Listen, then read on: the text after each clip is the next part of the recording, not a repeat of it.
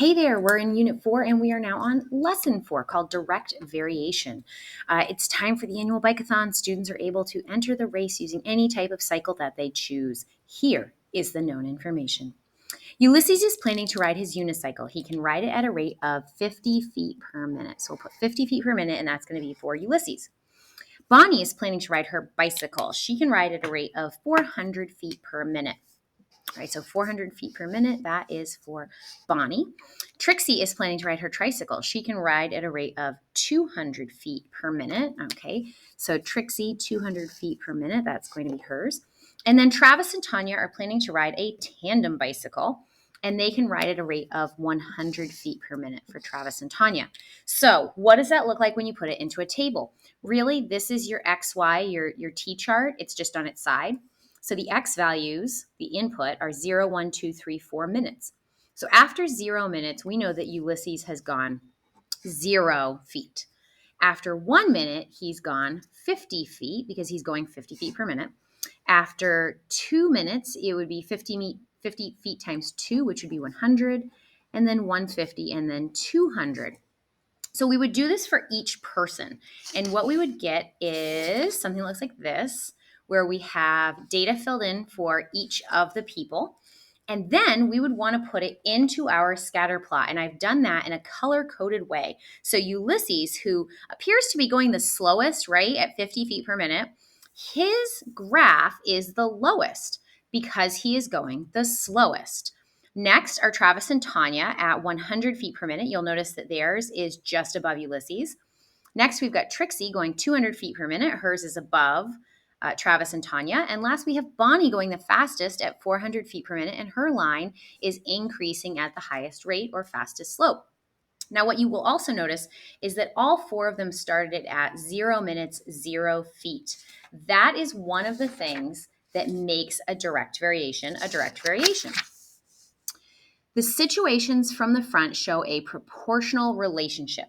This means that the graph of the relationship will be a straight line and that it will pass through the origin. So the really important things to take from that, proportional relationship has to be a straight line and it will pass through the origin, 0, 0.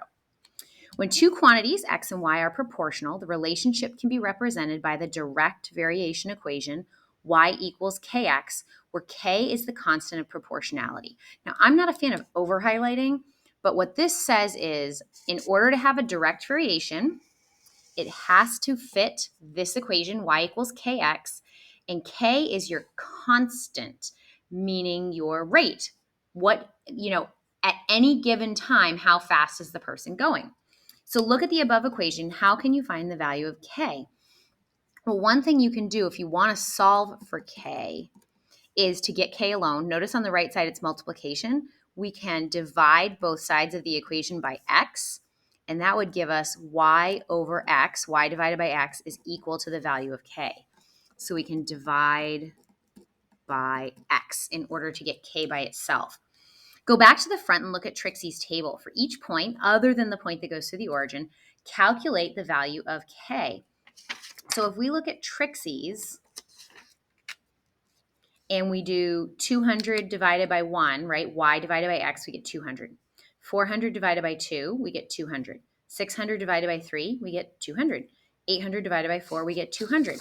So at any given time, we would be able to say that k equals 200. It never changes. We did 200 divided by 1, we did 400 divided by 2, we did 600 divided by 3, and we did 800 divided by 4. Every one of them came out to k equal 200. Look at Trixie's rate that was given at the beginning. How does that compare to the value of k? So Trixie's rate on the front said that she was going 200 feet per minute. So we know that her rate is equal to her value of k. They were both 200.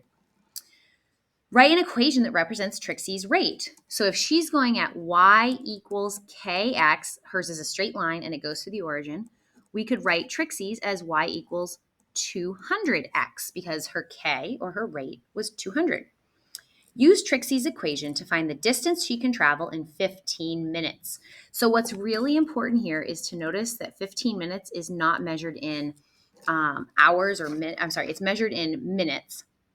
and she was going 200 feet per minute. So we're going to say 15 minutes. So that's going to equal our input. Sorry, I'm flipping papers over here. So that's going to be our x value. So we're going to have y equals 200x. Y equals 200 times 15. Her y, her output after 15 minutes, she's gone 3,000 feet. Good.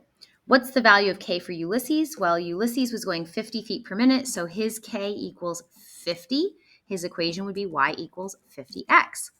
Value of k for Bonnie. Bonnie was going 400 feet per minute, so her k value would be 400. Her equation would be 400x. Travis and Tanya were going 100 feet per minute, so their k would be 100. Their equation would be 100x. So let's say Mrs. Fraser were driving in her car at 65 miles an hour. Her rate would be 65 miles an hour. Her K would be 65. Her equation would be Y equals 65X. So this holds true even if you're not talking about a bicycle race.